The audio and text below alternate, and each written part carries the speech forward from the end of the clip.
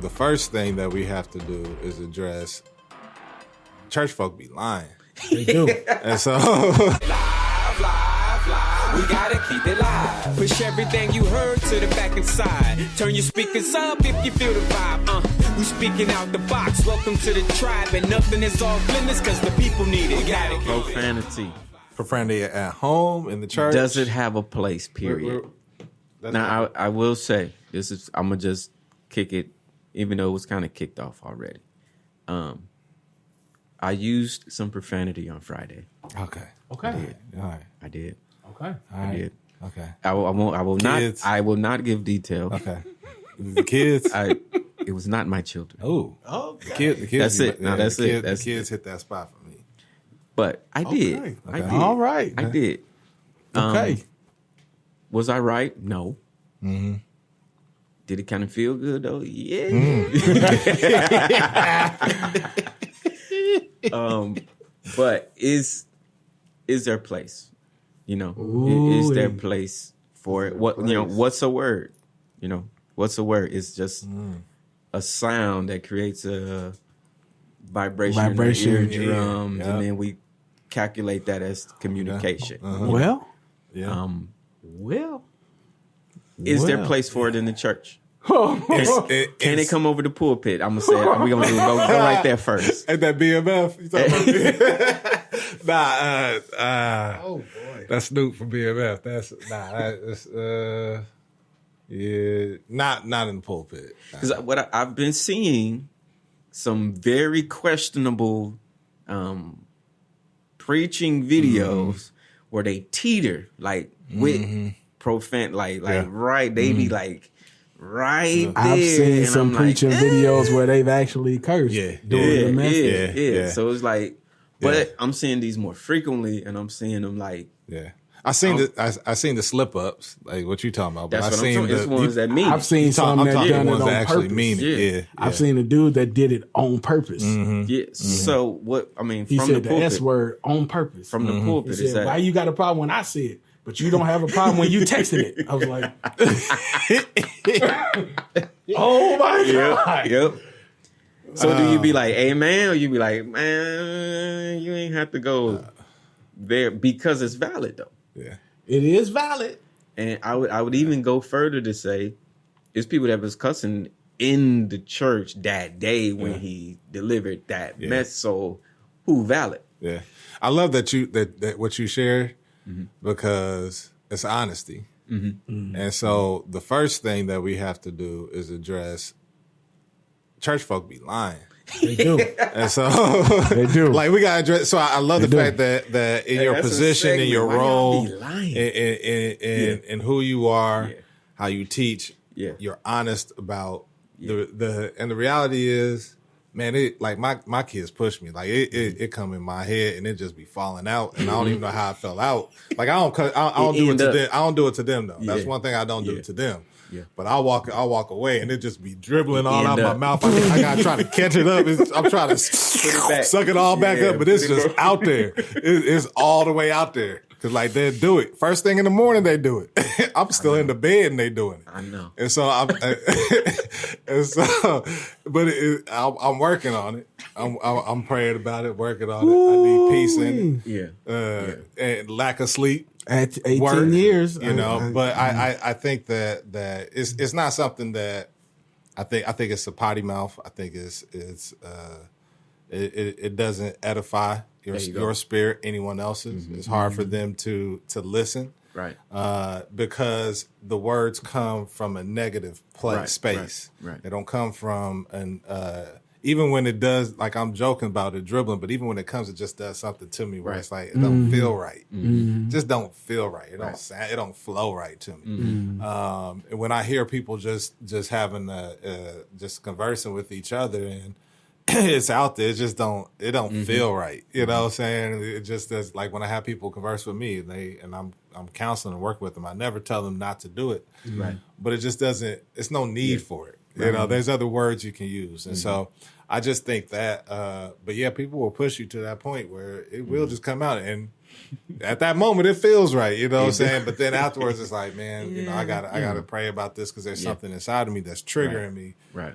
You know, what put me there? To put me in this thing, and it just doesn't feel right for my spirit. That was the most clinical. That right there. And I would even add on, because I can't say nothing different. That's all perfect. That the add on would be the thing that triggers, and the reason why it hurts is because what is it in me that got so angry that I had to do that? And that feels like you're losing. Right. And because that's why it hurts so bad, because in regular conversation, I don't have to use it. Right. You know what I'm saying? I remember the first time I started cussing in 3rd grade, and it was the greatest thing to do because it felt liberating because I saw it on TV. So it felt great. So I knew how to say all of the cuss words. I was saying words I shouldn't even know how to say. You know what I'm saying? Because I didn't even know the context in which they were established. And just the history, you know, I'm big on looking behind the surface layer. The history behind these words, if you understood them, you know that all of those words have negative connotations. Right. There is no such thing as a good cuss word, or a good curse word. And so, in knowing that there is no such thing as a good curse word, then as a Christian, saint, saved person, believer, whatever you want to call it, baptized, filled with the precious gift of the whatever, you can't say these words because death and life are in the power of the tongue.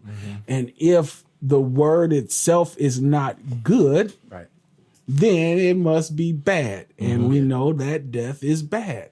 So if you speaking a curse, then it's a word curse. No matter how you try to mean it, it's still bad. And that's why it feels bad for those of us that really take our salvation seriously. And that's why you were willing to say, hey, I said it.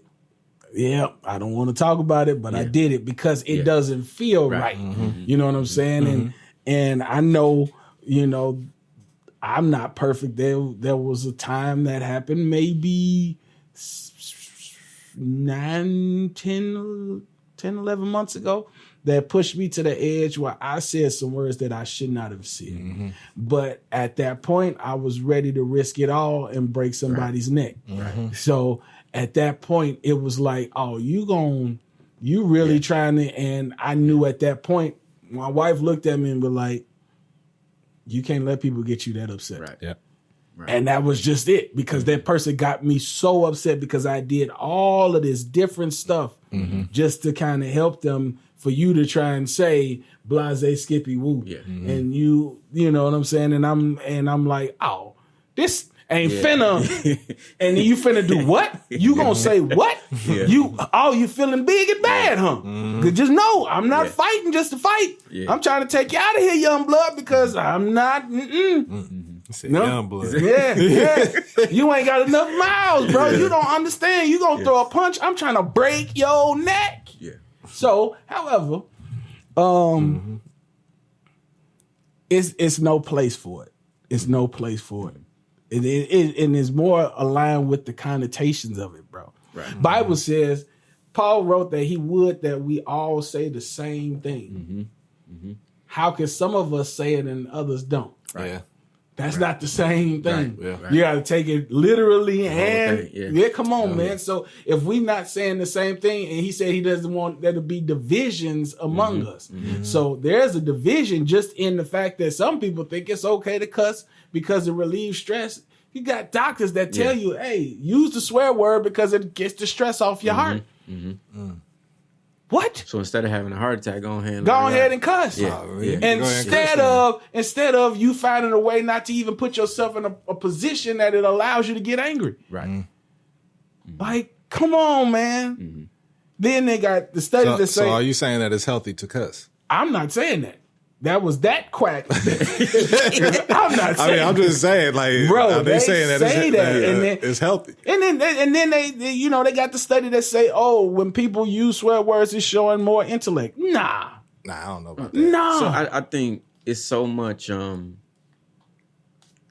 It's so much carnal information regarding the words.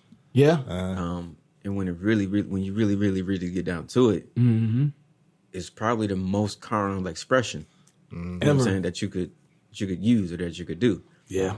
So, but when you look at things from the spiritual perspective, like there's what place does that type of communication have spiritually? You know what I'm saying? What I'm talking about really, like what really does it have?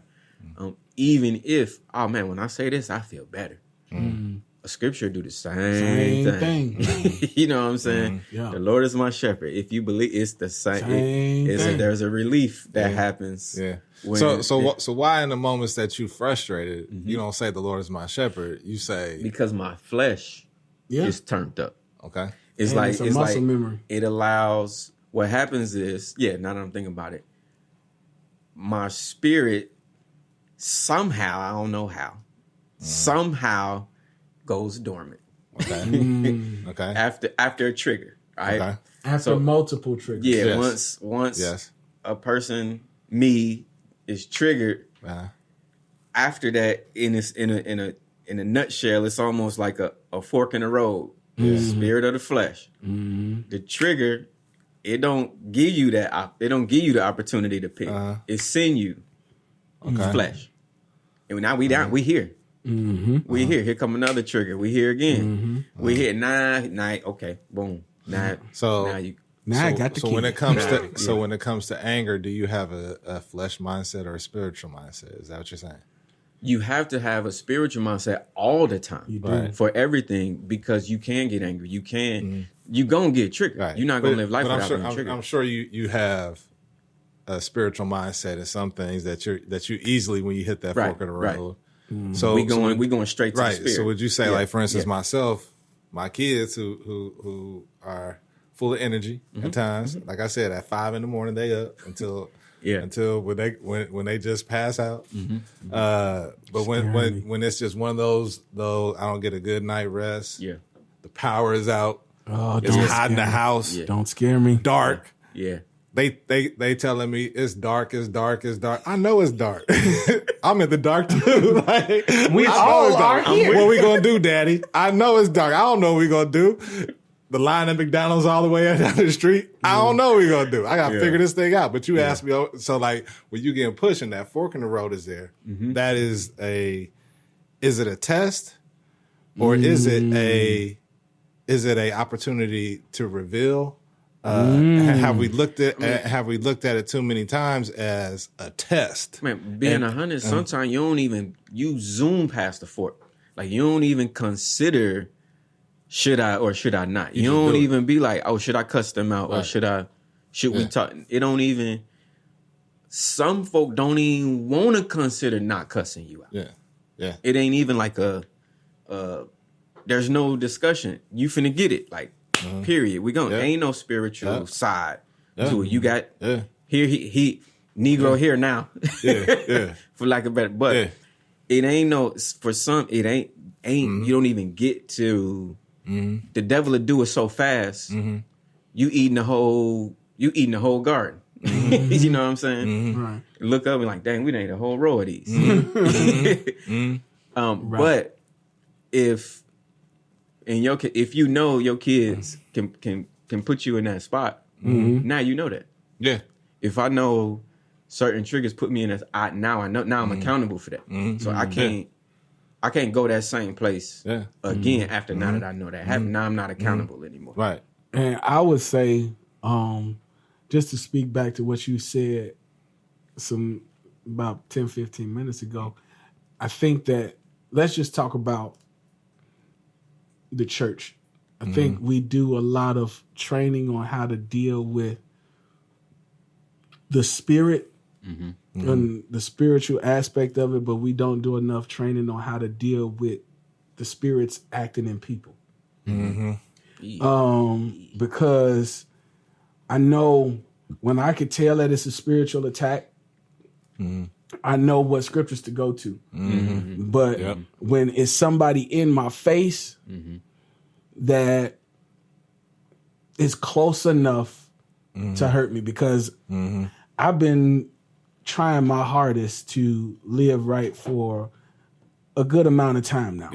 So only people that are close enough to me can really, really push me there. If you in the street, I know what spirit you are. But it's if you if you like here, then you can push a button that people in the street, and then that's when we gotta learn how to have the regiment of when Jesus told Judas, "Why did you let Satan enter in?" You know what I'm saying? That now we got to go to the points where we understand and where to draw from the word, because I can't see the person. I got to see the thing that's working on the person. Not in, but on. You know what I'm saying? Because it's the little foxes that spoil the vine. It's the little things that you saying that's going to push me to punch you in your chin. Man. And now, because I'm punching you in your chin repeatedly, only certain words is going to fly out. You know what I'm saying? Now we there now. We're there because I did not recognize the spirit that was working on you. And that's where I feel as people of God, we don't share enough of how to deal when somebody that's close to you is working under some outside influence. Because it don't take much. It don't take much. They don't have to, all they have to do is say something the wrong way, knowing that they know you. You know me. Why would you even? Now we here. Now I've got to throw you against the wall. Now you got to get it. And I think that's going back to the teaching. That's to where I think we have a misunderstanding that Christ came to heal the blind physically. Rather than to heal the blind spiritually. Can't do both. It can do both, but the main goal is the spiritual vision, because we lack in that, and we have access to it now, and that was the gift that He gave us. Yet we don't know how to unpackage it and use it. We think that it's behind a dance, a shout, a scream, a hoop, a holler, rather than the resources that it does, or that we have access to with using it. And so you're right. I know my kids, they're going to wake up early in the morning. And so that is a prayer that I've been praying. Give me peace spiritually, because I know they're going to drive this flesh up the wall. Yes, sir. And this flesh going to respond. And so when I drop the ball, I'm like, dang, I dropped the ball. Get back in action, do it again. But you got to be honest. And I love what you said in the beginning, because it shows honesty in where you're at. And God can't work with you when you when you full of it and you just lying all day. What's the point to working with you? Because you're gonna lie about it anyway. You know what I'm saying? Like I can't work with you. And so we have a lot of people who are spiritually blind, and then we have a lot of people who just lying about where they at. And you put both together, you just got a mess.